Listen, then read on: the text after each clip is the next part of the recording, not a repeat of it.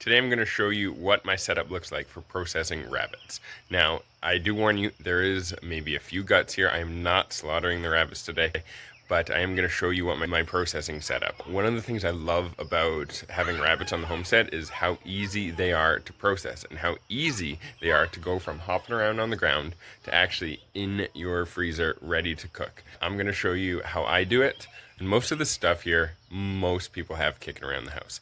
Unlike chickens, where you need all sorts of equipment, you need scalders and pluckers and sometimes a whole crew of people, and you want to do a lot, so you do like 100 chickens at a time. Anyways, rabbits, so much easier. One person, a little bit of time, and a few tools. So first up here, I have my hose, very important, and it's just on a very fancy chair, very, very high tech. And I use it on the flat setting. The flat setting is what I find the most useful for doing rabbits.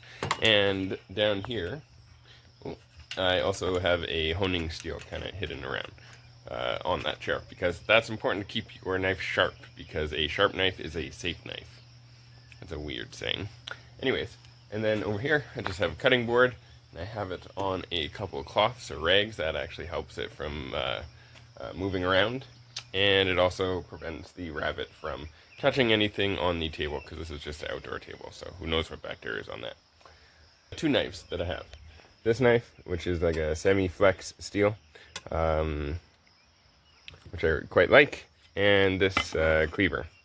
I got this at a thrift store for like 50 cents, which is awesome, and I use it all the time.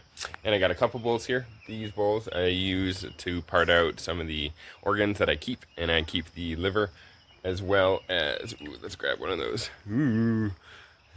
I keep the liver as well as the hearts. I'll show you one of those. That's kind of cool looking. Anyways, and the reason why I keep those is I actually met this old guy just randomly, serendipitously, and he's this older German fellow, and he said he used to eat tons of liver and heart as a kid, and he loves it, and he can't find it anywhere around here. So I keep it for him, I give it to him, and he randomly drops chocolate bars off in my freezer, my outdoor freezer, and my kids eat it, so it's the best deal ever. Anyways, after that, I have a big pot, and this big pot is, I just fill it with water, and that's where I drop the rabbits once they are parted out and skinned off. I put it in there. The water helps keep them cool, and also it will pull out any blood that is still kind of kicking around. We'll pull out some of the blood, not all of the blood. And it also keeps any flies off of it. If there's any kind of insects or anything floating around, it'll keep a majority of that off. So a really good idea. I do about 6 before I bag them, and the pockets do full. Also down here, I have a cooler. The cooler is where I put all the rabbit heads, feet, pelts, tails, those kind of things. And those often go to dog food. So I contact people that feed them to their dogs, and that's where they go. If I don't have anyone to give them to at the time, I will compost them. And then the last piece of my equipment here is the wheelbarrow. Now the wheelbarrow goes to the chickens, and the chickens get everything that doesn't get eaten. As you can see, there's not that much waste actually.